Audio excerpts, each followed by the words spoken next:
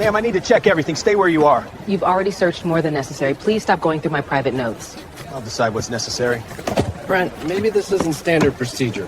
I'm not finished. The moment the woman stepped into the airport, nothing about her looked unusual, yet the officer watching her acted like he had spotted a threat. She walked with calm steps, dressed neatly, pulling a small suitcase behind her. But the officer's eyes locked onto her the same way someone might stare at a target. His shoulders tightened. His jaw clenched.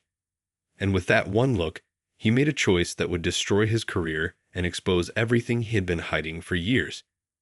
Before I continue, tell me, where are you watching from? Drop your country or city in the comments, and if you're new here, hit that subscribe button so you never miss stories like this. Her name was Judge Lyanna Cole, and she had spent more than a decade fighting for fairness inside the courtroom. She wasn't the type to raise her voice or show fear. She believed in facts, evidence, and doing the right thing, even when it was hard. That morning, she was heading to a legal conference in another state. She had prepared a speech about equal treatment under the law, a message that would soon become painfully personal. Officer Brent Carlin spotted her the moment she entered the terminal. He didn't greet travelers. He didn't scan the lines. He didn't look at anything else. He walked directly toward her fast, like he needed to catch someone running away. But she wasn't running. She wasn't even walking fast. She was simply rolling her suitcase toward her gate. He stepped in front of her and told her to stop. No introduction. No explanation. Just a command. She stopped, kept her face calm, and asked if something was wrong. He didn't respond with a real reason.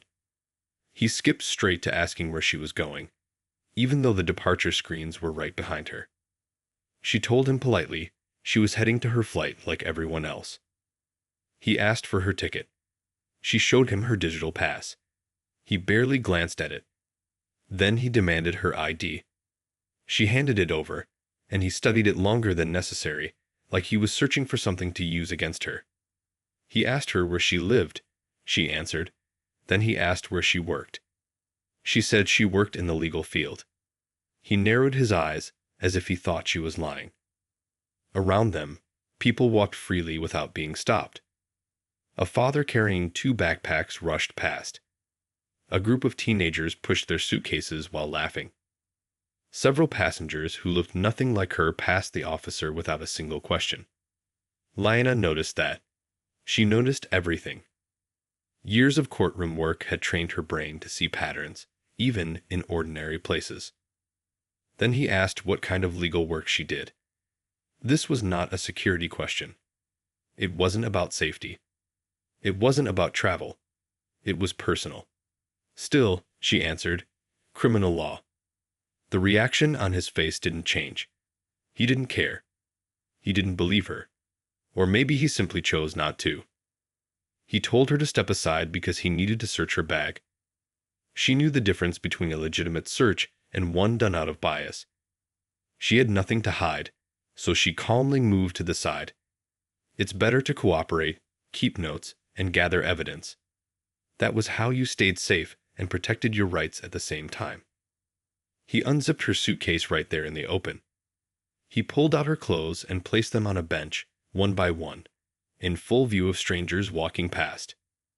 Shirts, pants, undergarments. Her personal items lined up like evidence, though she had committed no crime. Some people slowed down and glanced. Some looked away quickly, embarrassed for her. Still, she stood straight, hands together, eyes forward. He dug through her things like he was searching for something to justify his behavior.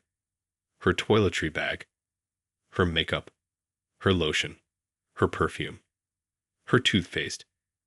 He opened and squeezed and inspected every item as if she were trying to smuggle something in plain sight. He found nothing. Of course, he found nothing. But he wasn't finished embarrassing her. He asked for her purse. She handed it to him without a single word. He dumped everything onto the bench next to her clothes. Wallet, keys, charger, book, receipts, gum, sanitizer, pen, and a small notebook she used for legal notes. He picked up that notebook and started flipping through it. That crossed the line. Those notes contained legal material, private names, private details, information that should never be read by anyone casually. She calmly told him he had no right to read it. He ignored her and kept flipping. That's when she lifted her phone and pressed record. Everything changed. The moment he saw the camera, his tone sharpened. He told her to put the phone down. She said she had the right to record a public officer working in a public area. He stepped closer, invading her space, repeating the order to stop recording. She did not. She kept her phone up, steady and clear. Another officer walked over, a woman named Officer Nola Garvin. She looked at the mess on the bench, then at Lyanna, then at Officer Carlin. She noticed the tension but didn't immediately interfere. She asked Carlin what he was doing. He called it a routine screening. Garvin didn't seem convinced. She glanced around at the people passing by without being stopped. Something about the entire scene didn't sit right with her. Lyanna spoke to Officer Garvin directly. Calm, clear, firm. She explained she had been singled out. She explained she had complied with everything asked of her. She explained that nothing suspicious had been found. She explained that she believed she was being profiled. The words were simple, but the meaning was heavy. Officer Carlin didn't like that. He told her she was being disruptive. She wasn't. She was speaking in a normal voice, standing still, doing nothing wrong. He told her if she didn't calm down, he would remove her from the airport. She reminded him she was calm. She asked again for his badge number. That's when he grabbed her arm. People nearby stopped walking. The air felt different, heavier. A few travelers raised their phones to record. This had gone past unfair. It had reached dangerous. She pulled her arm back and said she did not consent to being touched. She asked if she was under arrest. He said no. She asked if she was free to go. He also said no. She told him clearly, "You cannot keep me here without grounds." Officer Garvin quietly told Carlin maybe they should call a supervisor. He snapped at her with a look that said, "Stay out of it." A small crowd formed, watching the situation unfold. Nobody moved away, even when Carlin ordered them to. People sensed that their presence mattered. By the time a supervisor finally arrived, Lyanna had already missed her flight. It was gone. The supervisor looked at the scattered belongings, listened to both officers, listened to Lyanna, and realized what had happened. His apology sounded rehearsed, but he offered to rebook her flight. She didn't care about that. Not anymore. She asked for his name. She asked for his ID number. She asked for Carlin's information. She asked for Garvin's. She asked which department handled internal complaints. She asked for every witness who was willing to give contact details. She wasn't angry. She was focused. The supervisor's expression changed when he saw her confidence. He tried to defend the officer, saying he had been doing his job. That was when she let the calmest, coldest smile cross her face. "I look forward to discussing his job performance," she said, "in federal court." She didn't tell them she was a judge. Not yet. She wanted to see how they handled an ordinary citizen. She already knew what the truth would reveal. And the truth was going to hit harder than anything they expected. Judge Leanna Cole didn't go home after the flight incident. She didn't sit quietly. She didn't try to forget what happened. As soon as she reached her hotel that evening, she opened her laptop, plugged in her phone, and saved the entire recording to 3 different cloud drives. Then she emailed copies to herself. Then she saved the video on a physical hard drive she kept for work matters. She wasn't taking chances. She knew how easily evidence could get lost when powerful people felt threatened. The next morning, she wrote down everything she remembered. Every word the officer said, every minute, every detail, every reaction, every witness she saw. She listed times based on her phone's timestamp. She saved all of it in a clean document. She didn't write with emotion. She wrote like she was preparing for trial. Clear, sharp, organized. When she finished her conference speech later that day, she added a new section. She talked about what had happened at the airport hours before. She didn't say it angrily. She explained it factually, like a case file. The audience sat in complete silence. You could feel the shock spreading across the room. Several lawyers approached her afterward and offered support. She thanked them, but she had already made up her mind. She wasn't looking for sympathy. She was preparing for battle.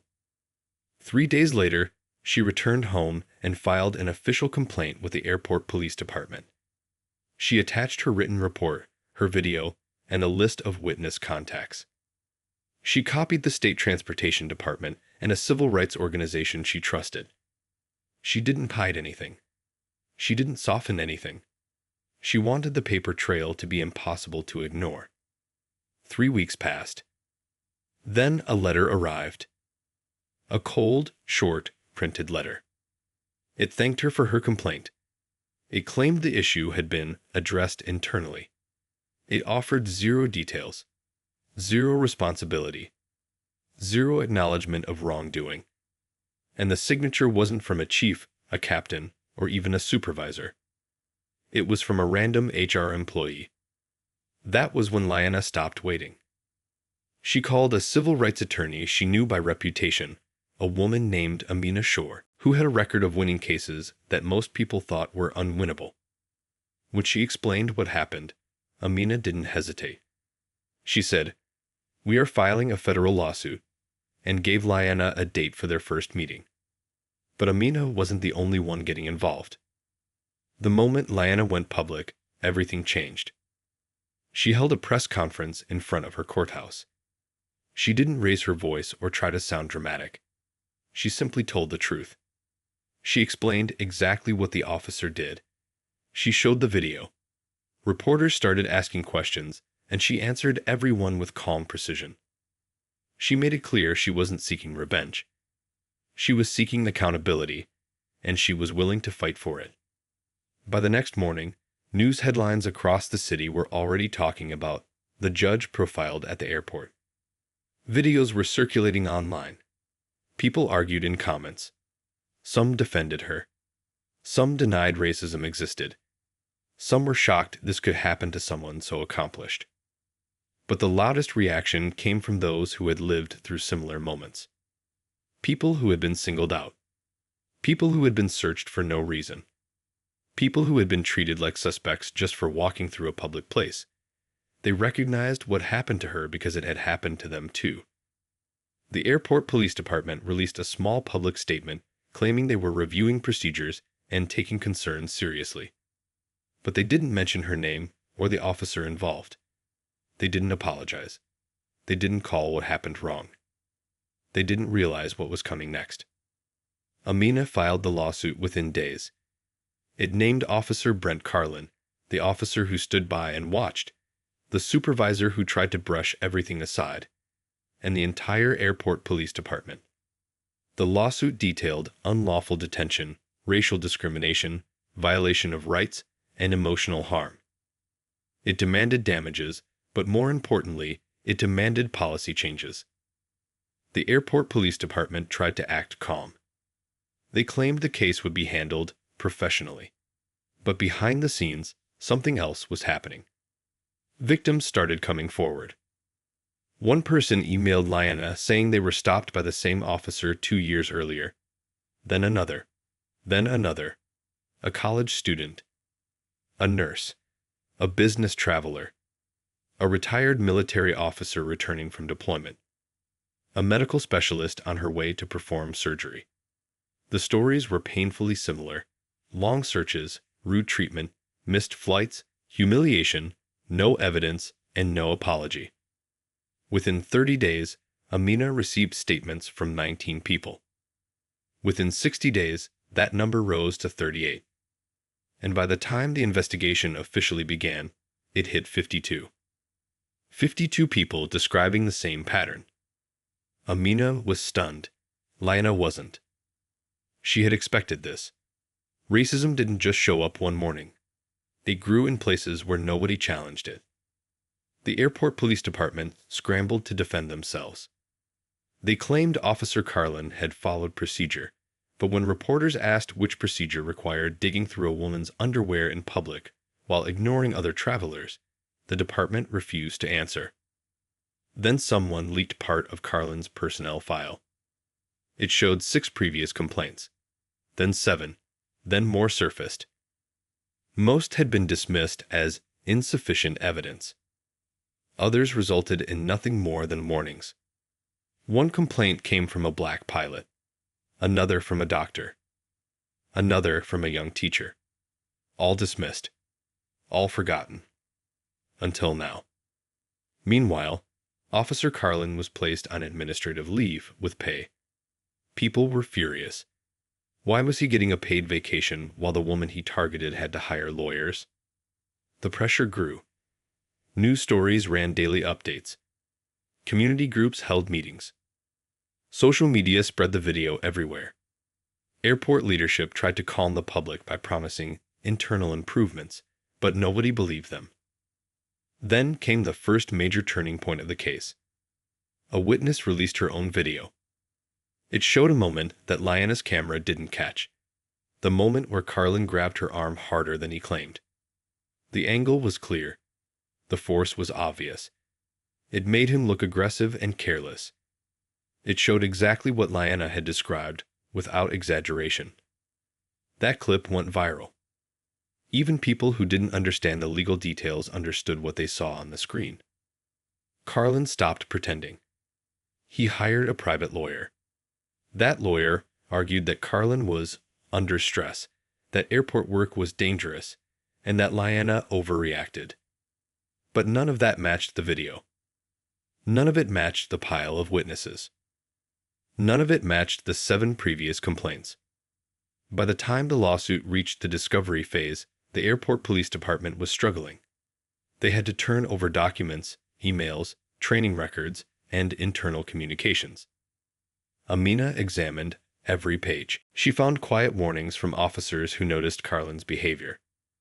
She found messages between supervisors making excuses for him. She found outdated training materials that encouraged instinct-based passenger targeting, which was often code for profiling. And then came the depositions. Carlin argued with every question. He gave vague answers. He contradicted himself repeatedly. When asked what suspicious behavior Lyanna showed, he couldn't name a single thing. When asked why he searched her bag so aggressively, he couldn't explain.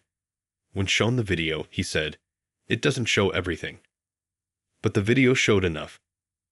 Amina asked him one final question. If she were a white woman, would you have stopped her? He refused to answer. That silence told the truth. Meanwhile, in the community, something unexpected began happening. People who had been targeted in the past reached out to Lyanna in gratitude. Some sent letters. Some thanked her in person. Some cried as they talked about their experiences. Many had never spoken up before because they assumed nothing would change. But now things were changing. Local leaders demanded reform. Civil rights groups organized discussions. Airport executives faced pressure from their own employees, some of whom admitted they had seen unfair treatment before but were too afraid to report it. The case wasn't just about Lyanna anymore. It was about everyone who walked into an airport and wondered if they would be treated differently because of the color of their skin. And the fight was only getting started. As the trial date drew near, the tension thickened. Reporters asked for interviews. Cameras followed her into buildings. People debated online. Lyanna stayed calm. She didn't get distracted by noise. She stuck to the facts, to the truth, to the mission. She wasn't just fighting her own case. She was fighting for every person who had been stopped unfairly. Every person who had been embarrassed. Every person who had been told to stop making it a big deal. This time, it was a big deal. And in the courtroom, the truth was finally going to be exposed, piece by piece, moment by moment, lie by lie. The world was about to see exactly what happened at that airport. And what happened next would change everything. The courtroom was packed. Cameras lined the hall. Reporters whispered outside the doors, waiting for every update. Judge Leanna Cole had spent months preparing for this moment, but nothing could take away the tension she felt as she walked in. Every seat filled. Every eye watched. Some were curious, some angry, some skeptical, and some sympathetic. She wasn't there to impress anyone. She was there to speak the truth. Her lawyer, Amina Shore, sat beside her, organized and calm. Together, they had built the case brick by brick. Every document, every witness, every video, and every prior complaint against Officer Brent Carlin had been collected. There was no way to argue around it.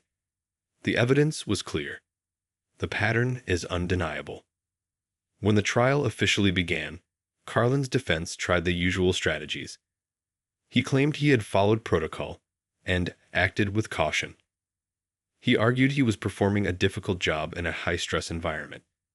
He claimed Lyanna's complaint was exaggerated. He even suggested she was somehow responsible for the situation because she had asked questions. But the video told the truth. Lyanna's composed testimony told the truth. Witnesses told the truth. The first day focused on Lyanna's testimony. She described the moment Carlin approached her, the way he ordered her to stop, the repeated demands for her ID and boarding pass, and the unnecessary questions about her work. She explained how other passengers passed freely, how she had nothing suspicious, and how Carlin's behavior was clearly personal. She told the court exactly what he did with her suitcase and purse. She described every detail calmly and clearly, and the jury listened, rapt. Then came the moment the courtroom went silent. She recounted when Carlin grabbed her arm.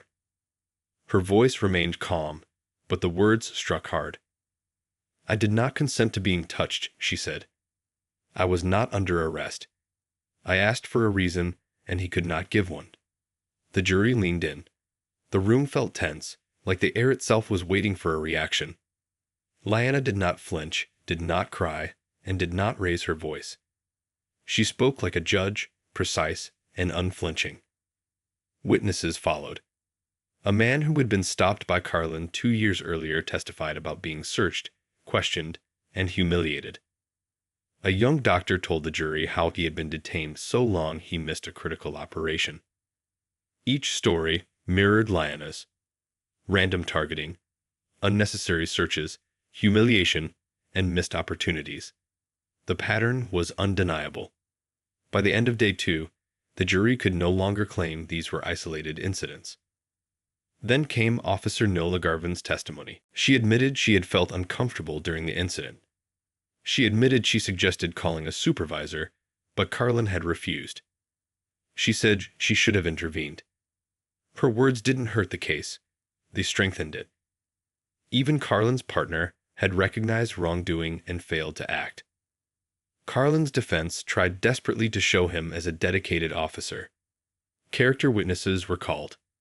Supervisors testified he was a loyal employee, a man under stress, someone trying to protect the public.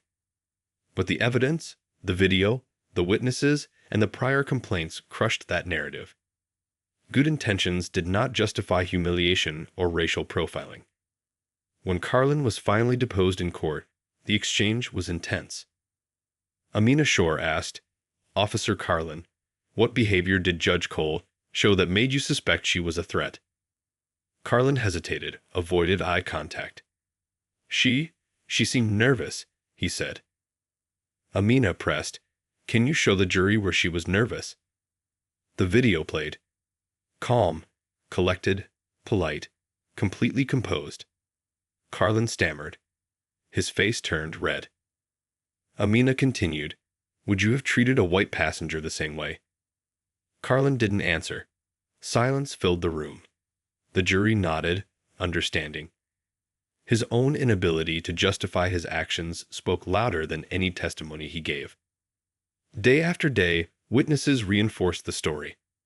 Employees who had seen Carlin's pattern testified, explaining why they hadn't reported him. Experts discussed implicit bias and racial profiling, explaining how Carlin's behavior fit every classic sign of discrimination. A statistician analyzed airport data, showing that black and brown passengers were searched at rates far higher than white travelers, yet contraband was discovered at the same low rate across all groups. The numbers were damning. The trial lasted 8 days. Each day revealed more about Carlin's misconduct and the department's failure to act. Each day demonstrated a system that allowed prejudice to persist. By the time closing arguments arrived, the jury could not ignore the facts. Lyanna's lawyer, Amina, stood and addressed the jury. She did not raise her voice. She did not dramatize. She simply said, "Every traveler deserves dignity. Every citizen deserves their rights respected. Judge Cole is a brave woman who refused to be humiliated in public. Officer Carlin and his department failed, and the law demands accountability. Your verdict can send a message that racial profiling will not be tolerated." Then the defense tried to cast Carlin as misunderstood, stressed, overworked. But the jury had seen through the excuses. They had seen the video. They had heard the witnesses. They had counted the complaints. After 6 hours of deliberation, the jury returned with a verdict. Every count in favor of Lyanna. Officer Brent Carlin violated her civil rights through racial profiling and unlawful detention. Officer Garvin failed in her duty to intervene. The supervisor was negligent. The department maintained a culture that allowed racial profiling to continue unchecked. The damages were announced: $200,000 for pain and suffering, $4.8 million in punitive damages, $5 million total. The courtroom gasped. Carlin's face fell. Lyanna remained calm, her satisfaction quiet but absolute. This wasn't about money. It was about justice. 3 days later, Carlin was fired. His certification revoked. He would never work in law enforcement again. Officer Garvin was suspended, demoted, and eventually left the force. The supervisor retired quietly. The department came under federal oversight, required to implement racial bias training, civilian complaint oversight, and independent monitoring. 17 officers were investigated. 8 were fired. 4 suspended. The rest disciplined. The leadership was cleaned out. Lyanna didn't stop there. She used part of the settlement to create a legal fund for victims of airport racial profiling. Within a year, 32 cases were taken on. 11 settlements. 4 trials, all won.